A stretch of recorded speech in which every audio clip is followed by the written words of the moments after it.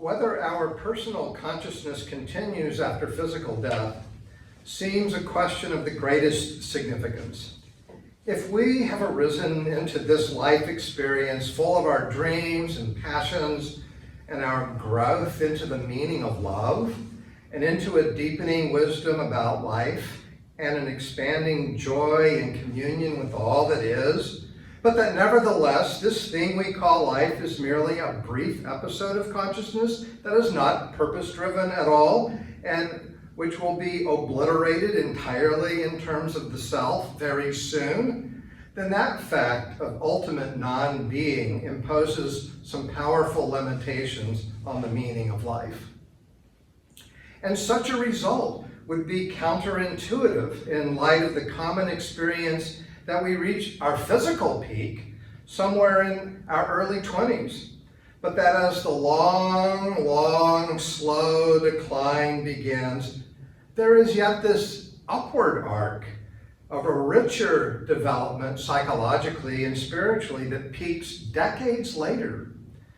If the conscious self did in fact actually continue, this progression as the declining physical ebbs to its final flop, that would be consistent with the general dynamics of being a human. In any event, Emanuel Swedenborg certainly agreed that the significance of the question at hand, the truth or falsity of this consciousness survival of death, was of supreme consequence. A decisive turning point for him occurred during 1734.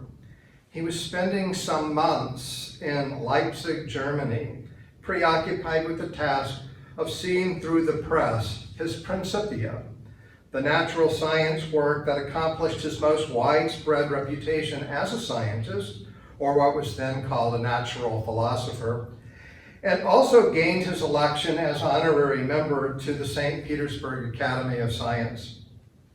But while in Leipzig, he became disturbed at the extent of atheism among the intelligentsia, which he blamed on a lack of adequate, explicit, empirical evidence of the soul's immortality, which, if that existed, would build confidence that a divine and purposeful force was driving all physical phenomena, and that everyone's life should be lived with such a confidence in the long game. For the rest of the decade of the 1730s, he pursued the soul in the laboratory, ultimately focusing on what we might call early neuroanatomy, and especially the brain became a central subject of study, the obvious seat of consciousness. In his customary fashion, he produced remarkable discoveries that furthered the parameters of knowledge. Princeton University historian of cognitive science, Charles Gross, has persuasively argued that Swedenborg was the first to understand brain location theory, that the brain performs different functions specifically located throughout its complex interrelated parts. And he was the first to correct the then prevailing belief that the brain's movement inside the skull was the result of the heartbeat. He deduced instead that the brain works intimately with the lungs, that is, with rates and states of breathing. Herbert Benson of Harvard University has noted that Swedenborg can be seen as the earliest science pioneer for understanding the powerful effects of meditation and of deep breathing, as Swedenborg was also a prescient prophet for understanding the effect that psychological states bring to the condition of the body, or in other words, the role of mental health and physical health. His science studies of the physical house of the soul was remarkably productive. But despite his years-long attempt and his massive book, The Economia Regnum Animali, of all this research, he knew he didn't have the empirical goods that could be demonstrated in a laboratory to the satisfaction of skeptics that the existence of a distinct soul was present and detachable from the physical body. He knew he was going to have to go at it again, and he made plans for another 17-part work that would hopefully produce those goods. As he pressed ever deeper into his contemplations on the body as the housing of the soul, his own inner life began erupting with dreams and then with visions. During a one-year period from the spring of 1743 to Easter 1744, his spiritual life became so active that he started 2 journals, one for his dreams and then the next for the more waking spiritual experiences that he was having. These journals were only discovered after his death. They describe considerable soul searching and an eventual immersion into a spiritual world full of activity with not only the presence of God, but with spiritual beings who had once lived in the physical world. After a particularly powerful vision experience with Christ that he interpreted as a prophetic call to a new kind of writing about all important questions of meaning and purpose, he also claims that from that night forward, he possessed somehow an ability to venture into the spiritual world at will. And so began a new body of literature, often called the Writings by the churches that organized to share his new Christianity. In this literature, from the beginning, he references knowledge that is coming from the spiritual world.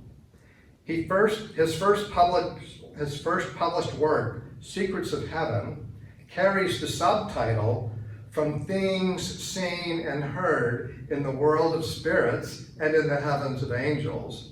And his second major work, Heaven and Hell, far and away his most widely read book, carries the subtitle From Things Seen and Heard.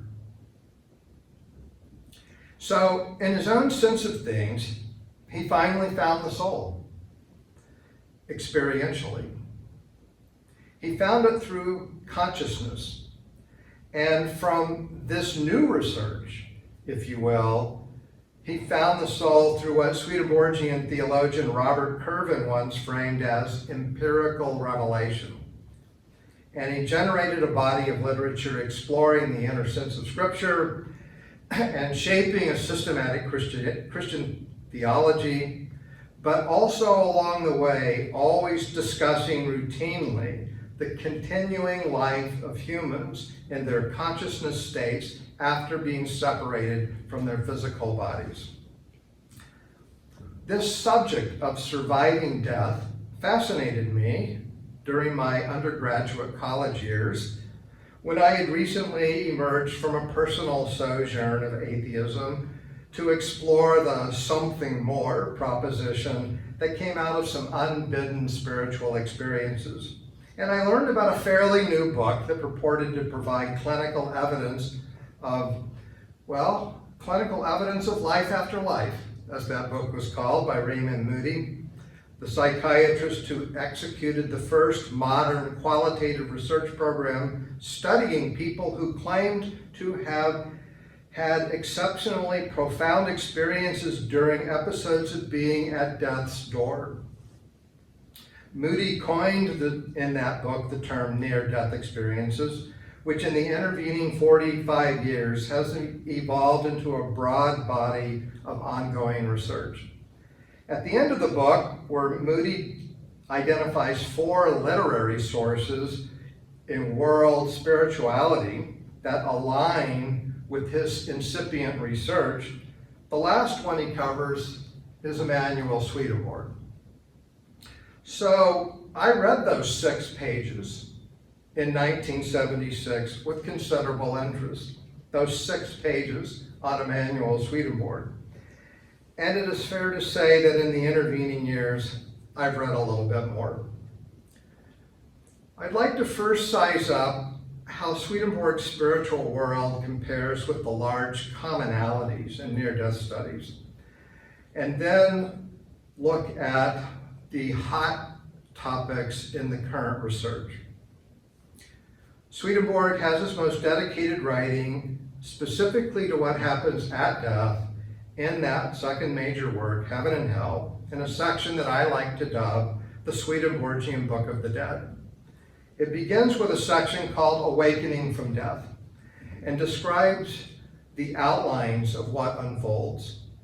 He also claims that he was allowed to experience a simulation of what it is like to die, so that he could have firsthand knowledge of what people experience in their consciousness when they die. I want to highlight 4 characteristics of similarity between Swedenborg's writings and near-death experiences. The first is that there's a seamless, instantaneous transition from physical presence into a spiritual consciousness with the same sense of I, the same sense of selfhood. It is so much the same sense of being oneself that a great many people can't tell the difference. They are just as human as ever, endowed with sight, hearing, touch, speech.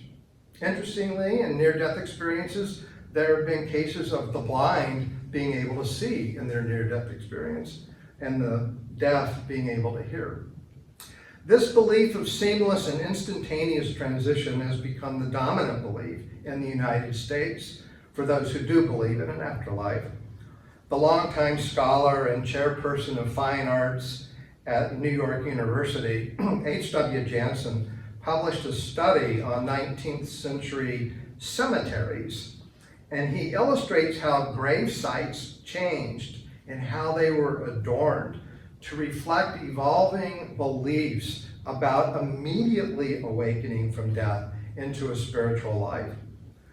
But seamless transition was not typical Christian doctrine, which instead generally proposes non-consciousness until the last judgment of at the second coming, when the saved arise from graves. Or a lot of modern Christians who rule out now survival of physical death. Jansen argues the change of cultural viewpoint is due to the influence of Swedenborgian teachings in the 19th century on the immediate awakening from death. So this seamless nature of consciousness transition is very much confirmed in near-death experiences. The second characteristic of similarity is being met and absorbed by a brilliant light. Not a blinding kind of brilliance, but a quality of light unlike anything in the physical world. This is an alive light, one imbued with intelligence and love. Swedenborg speaks of a presence of light that is not just a physical kind of light, but as a light that arises from a reservoir of wisdom and love, and it qualitatively very different from natural light. And this characteristic is extremely common in near-death experiences. In both bodies of testimony, non-verbal communication occurs as this light arises and envelops the person, with the subject perceiving matters in new ways of profundity and having a fullness of understanding than what they've ever experienced or what is experienced here.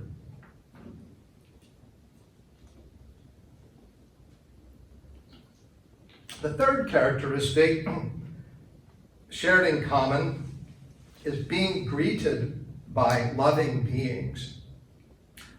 Thus, in addition of this light itself having a personified quality, a sense of presence, of an intelligence and a love, which some feel is like the divine itself, a kind of supra-personal presence, there is often as well encounters with what might be called angelic figures. So there is a powerful sense of being connected to living systems of communication and relationship. It's the exact opposite of feeling alone. This experience of being with others often begins before death in today's studies of the dying. It is not uncommon for people close to death's door, seeing and speaking with people who are not present physically. Almost without exception, the familiar figures are people the person has known in their life, but who have died. Lisa Smart now works with Raymond Moody, his closest research colleague and companion, carrying on his work. She's a linguist and a writing scholar who studies how language is used with the dying. This is a book published in 2017 called Words at the Threshold: What We Say as We Are Nearing Death. Lisa Smart. She shapes several types of speech that have now been collected through hundreds and hundreds of case studies when people are at death's threshold. One of them being conversations with familiar deceased people who cannot be seen or heard by others in the room. And just so, Swedenborg has experiences of being able to converse with people who have already crossed over. And early Swedenborgians often had experiences with the same entity and the same phenomenon, and still do today. A fourth last major characteristic of near-death studies and Swedenborgian studies involves flashing through a life review. The experience of looking backwards to see the journey of life to the present is a common experience. It seems to always result in a deep perception of key lessons from one's earthly journey. Some have described the experience as watching something like a film that instantaneously presents the whole of their life, but with a loving presence, helping them to see something that is important to learn. And in the Swedenborgian Book of the Dead, that first phase of being in the spiritual life fully is all about the life review and a sorting out process where one comes to understand what one loves the most and where one is most at home. Now, in such a short presentation as this mini course, there is no possibility of exploring the wide variety of near-death experiences, and I wish to note that there is a tremendous variety of particularities that can characterize individual experiences, including a minority of experiences that were troubling and unpleasant. However, it is one of the most significant features of near-death studies testimony that the degree of similarity across such a vast cross-representation of human beings on the planet is so similar to one another. Not what one would typically expect to be true, coming out of so many different historical contexts. So similarity is one of the most important features that many in the near-death studies movement believe argues for something of the objective being what is being studied and not the subjective. The last topic to frame is the important areas of research that are happening as we go forward. What are the most important areas? And it's not a subject that is studied nearly as much as it should be. There's been a constant complaint of people within the body of folks studying near-death experiences to fail to gain the interest of a lot of scientists to research the same phenomena, but there have been quite a few studies.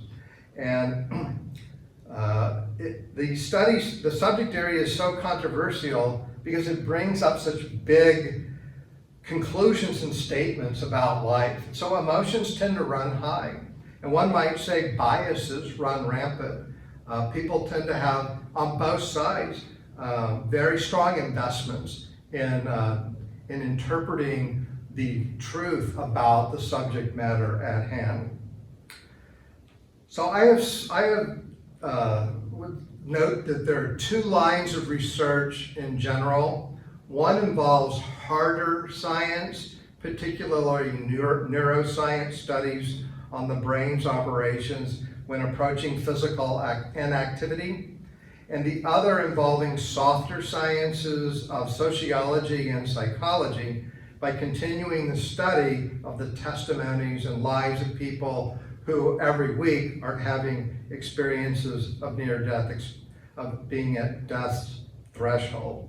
So I'll frame my choice of the three hottest topics. And the first one is a hard science question, partially, and a soft science question, partially. And it's exploring the further subregions of the brain's activity as it approaches death. The neuroscience research focus is interested in better understanding what is going on in the physical brain with possible correlative mental experiences as electrical brain activity goes below what the most sophisticated monitoring machines can detect. So in what is called the dying brain hypothesis, some neuroscientists are working on understanding the range of possibilities for mental activity as the measurable instruments are showing zero, that there is still brain activity going on. And as the physical brain becomes oxygen deprived and as brain cells are rapidly dying. So brain hypoxia and cellular distress are considered possible instigators of hallucinations. And it appears as a reasonable conjecture by some researchers that this area of research could lead to a conclusion that near-death experiences are always hallucinations of the mind going out of business. Of course, such a conclusion is highly problematic for many psychology scholars involved in comparative studies of psychedelic hallucinations, psychotic hallucinations, and dream activity. Many believe researchers have established clearly that NDEs are phenomenologically different from dreams and that they are different from psychedelic or psychotic hallucinations. So one key dimension of the hard science is learning more about the hallucinatory capacities of a dying brain that can be measured perhaps increasingly more effectively as science technology becomes more advanced. And another dimension is the comparative studies of hallucinations themselves as a psychological category. So exploring the subregions of brain activity is the first hot area of research, especially on the hard science side. The second area of research is called the studies of distance perception. The bell curve of hard science researchers would agree with Dr. Dean Radin, who's the chief scientist at the Institute for Noetic Sciences, who argues that the most compelling hard science evidence for the objective reality of a lucid near-death experience are episodes of perceiving and accurately reporting activities that occurred during the same time frame of the NDE, but not occurring in the same space as the physical body. This category of research is called distance perception, and therefore it excludes the very significant number of episodes where a person with apparent clinical evidence of entire loss of brain activity and heart rate nevertheless describe what is going on during that death time in the operating room. Distance perception would set that whole category of testimony aside because perhaps the sub-region of the mind is somehow having a lucid experience. But cases of verified testimony supported by non-interested parties of accurate reporting of activity occurring elsewhere than in the physical space of the body is currently not explainable by any hard science hypothesis at this time. This also brings up a related field of research of out-of-the-body experiences, OBEs. So distance perception events are considered very important in the question of whether consciousness is entirely an epiphenomenon of the physical brain, or whether consciousness belongs to what some physicists would hypothesize as a field of energy senior to the physical that might simply be another way of referring to the spiritual dimension. The last area of research is continuing what the near-death research people have been doing for so long, which includes many scientists, especially medical doctors, who have been through so many experiences in their practice that they want to understand better what's going on. The most comprehensive databasing is being done by Dr. Jeffrey Long, and the website for NDERF, Near-Death Experience Research Foundation, nderf.org. You can go look at that website and see all of the data collecting that's going on, the ways in which they're translating old and new testimonies from different cultures, different languages, categorizing them, assessing them, putting them in different kinds of ways of batching them as types of experiences, to continue to work as sociologists and psychologists who are dealing with human subjects who have had experiences. And I think this body of research, which continues to be tremendously interesting for all the stories that it produces, will be important perhaps ultimately for contributing to a fusion of hard science and the psychological experience of being. So this is all a field of study that reaches across all countries, all ages, all social classes, all belief systems. It would seem on its face to be a pretty important matter. Whether we continue or whether we suddenly cease to exist. I have my bias about what I hope is true. Hi, my name is Jeffrey Adams, and I want to thank you for watching that insightful lecture by Reverend Dr. James Lawrence. And for the next 20 minutes, I'm going to be moderating the questions that people have shared on Facebook, and see what Jim has to say as far as elaborating on some of the broader points he made in his talk. Jim, I thought it would be interesting to begin with the fact that you noted in your lecture that you actually came across Swedenborg through Raymond Moody's research on near-death experiences in the 80s. And here we are at 2020, and I wonder what are your reflections and what has your research shown you that has gone on in the past 40 years? What are the biggest changes? Well, it's great to be here, by the way, with you, Jeffrey. Thanks for being my moderator. The field has changed in a certain way because Raymond Moody started it. So at that time, there were a few dozen case studies that he was researching when he was a psychiatry medical school student who got into the research through his studies, and he had not yet graduated at that time. Now there are tens of thousands of case studies that have amassed since Moody started shaping this, what we would call a qualitative research field of human subjects who have experiences and testimonies where psychologists or sociologists would interview them and try to get some sort of exploration of what they claim to have experienced. So the database of case studies has exploded. Also, since Moody's book, which was published in '75, so many people have gotten into the game, and it's controversial because if you take the case studies at face value, it undermines a very dominant physicalist worldview among scientists. So many neuroscientists and physical scientists of different fields have been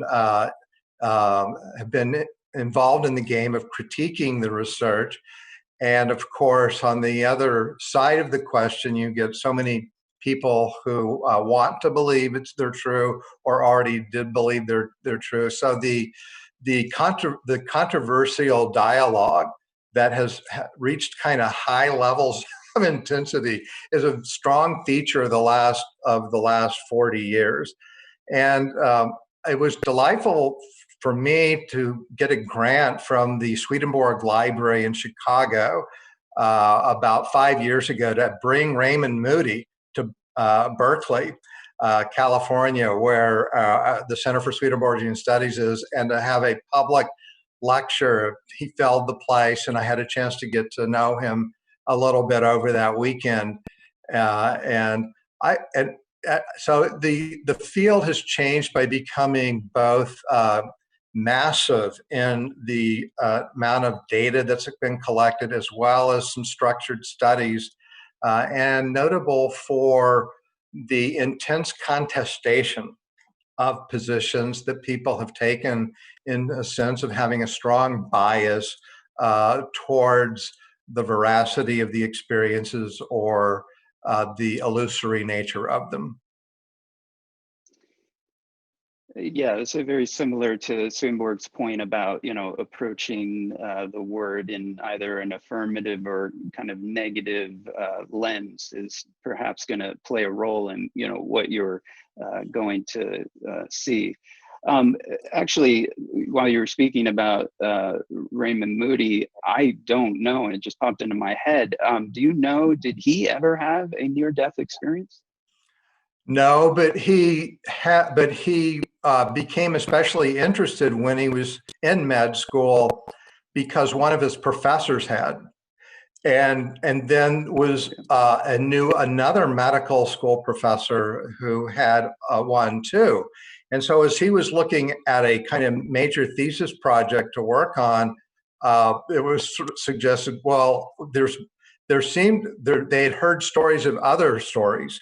And so why don't you get into that? So he did have a personal connection to the subject, and it came at the opportune time to when he had to produce some scholarly research, and so he was off and running. Your lecture really did a fantastic kind of flyby overview of some of the current trends. Certainly I think a lot of the listeners here are going to be inspired to look into this further. Do you have any recommendations on, hey, here's where, various institutions or specific scholars that, as with all research nowadays, is very challenging to know, well, where am I getting good information? Any suggestions on where people should start? Well, the best place to start is the website that's called the Near-Death Experience Research Foundation. So it's the 5-letter acronym NDERF. That's managed by Jeffrey Long and Jody Long, who are two. He's a medical doctor, she's an attorney, and also an educator. They've been in the research for decades and have been doing the most systematic accumulation of data, with many translators to handle accounts coming from different countries around the world. And that's a great place to start. They have it well organized for how to begin looking at reading actual case studies and some of the research. And they've started another one. There's two related fields that are called out of the body experience studies, and another one after death communications, ADCs. This is another body of testimony that has evolved since the research has begun 40 years ago, with a surprising number of after communications after a person has actually died, right? And so there's a whole database for that in the ERF website, the ADCs, after death communications. Then there's there's many excellent books that are out on the field. I think just anything by Bruce Grayson, by Michael Sabom, by Jeffrey Long. Eben Alexander is a famous cardiologist who had an experience several years ago and has written a great deal about it. His work is fascinating. Penny Sartori is a PhD and an RN who has taken a tremendous interest in analyzing the vast amount of experiences that happen in medical establishments, that happen in hospitals, especially with cardiac arrest, and her scholarship is quite outstanding. I would also recommend Janice Holden.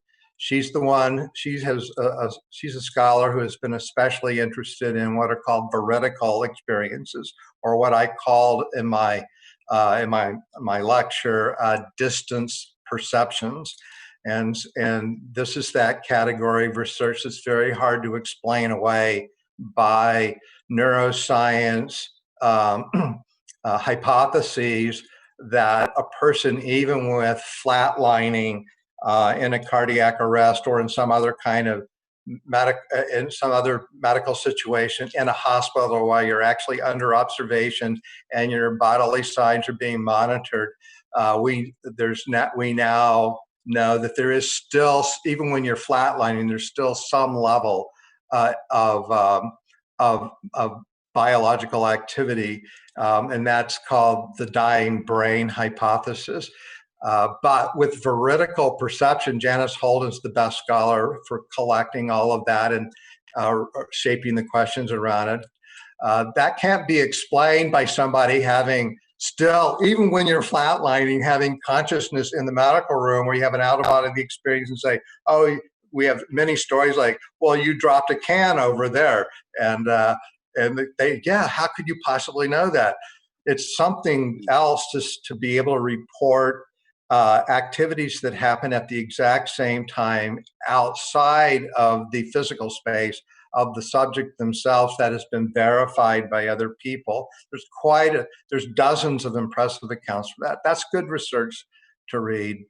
But let me just say, on the other side of the question, I claim my bias clearly in my lecture that I really hope it's true. Yeah, boy, I would be very. That would diminish my feeling about the meaning of life if this is all there is. But to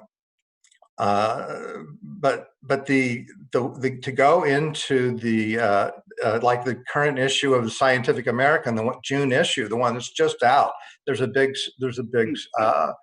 sort of summarizing some research, and the neuroscientist who authors that piece makes it very clear. He says, look, I'm a scientist, and for me, there are no other options than a physical neuroscience explanation for this stuff. So you're not going to get any other hypotheses from me. And then there are many scientists actually who are strongly impressed with the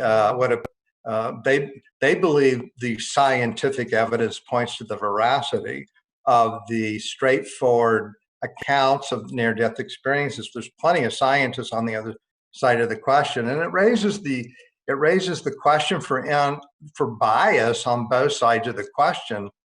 Well, if you aren't open to being wrong, then how worthy of an investigator are you?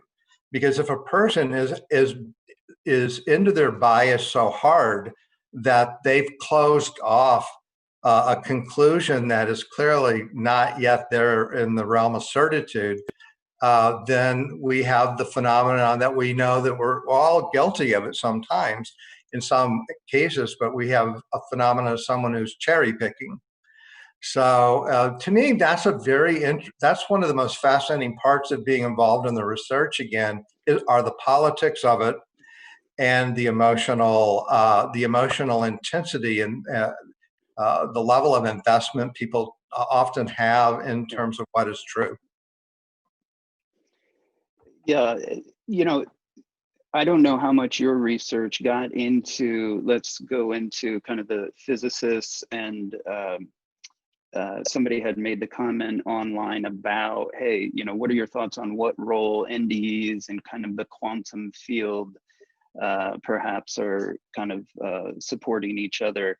Did any of your research thus far get into not just the neuroscience, but into kind of, you know, quantum physics and things of that nature? Well, I mean, the quantum physics piece would come into the amazing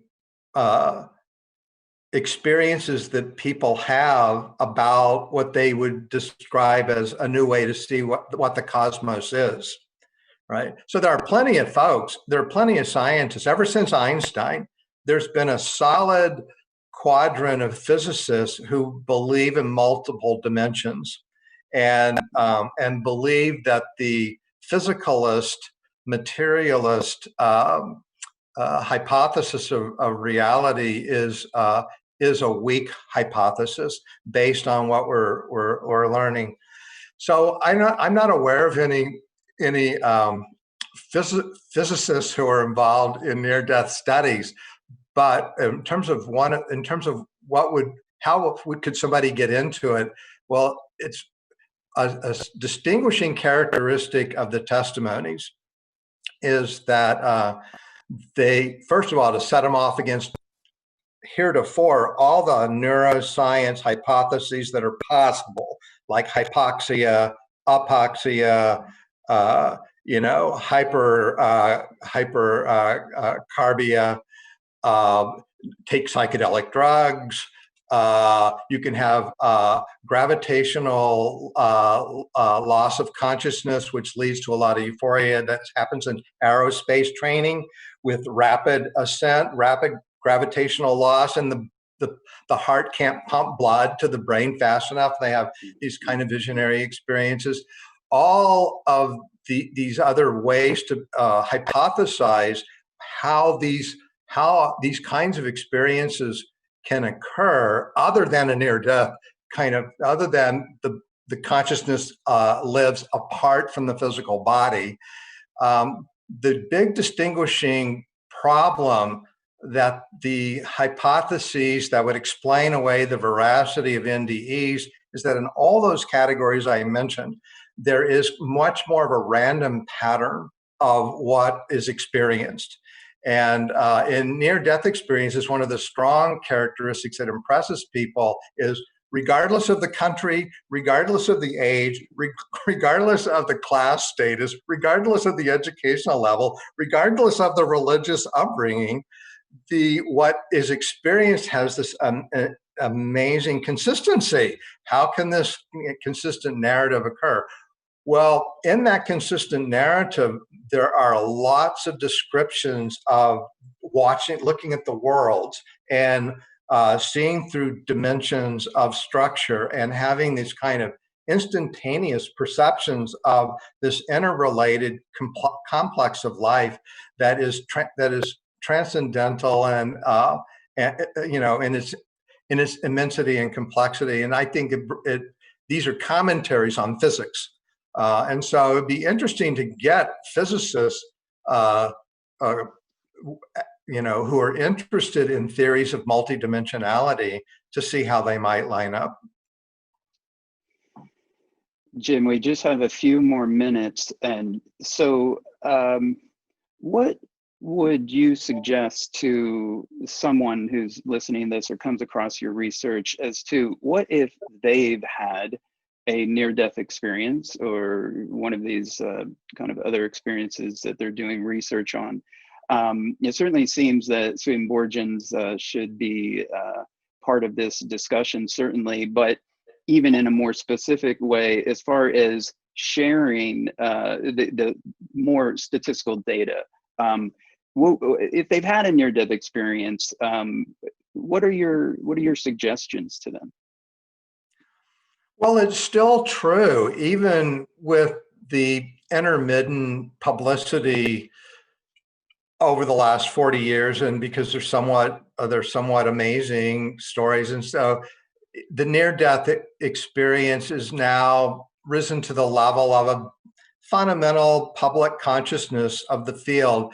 It's still true that people have them and don't really know about the public consciousness, or they are afraid to really say anything to anybody. So that's a common narrative of not feeling like anybody will believe them, or not even knowing what to make of it themselves, so not saying anything.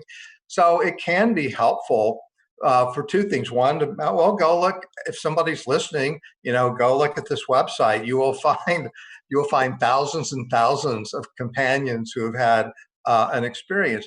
And it can be very helpful to talk to somebody who is sympathetic. So I think you can seek out Swedenborgians all over the place online.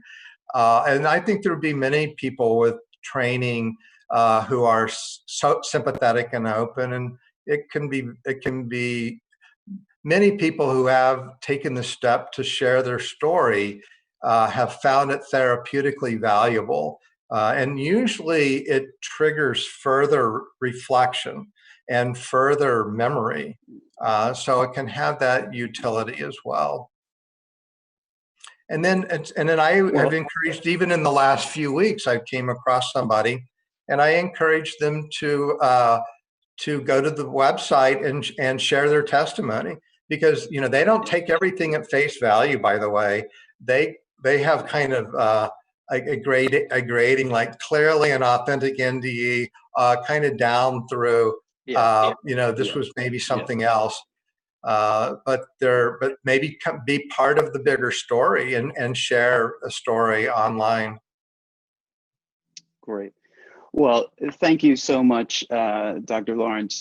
This has just been a fantastic introduction to the current research and just kind of where some of the public conversation is about it. And unfortunately, we're out of time. I wish we could have gotten to more questions, but I'm sure that people will be able to contact you directly as your research continues. I'm sure you'll be publishing on this. So thank you very much. And thank you for everybody who listened online. And so we are now going to take about a 1 hour break. We're going to have closing worship that's going to be led primarily by Reverend Paul Deming. And so check back in online at shortly before 7 o'clock. And we look forward to participating in that closing worship. So thank you all for attending, and Dr. Lawrence, thank you again.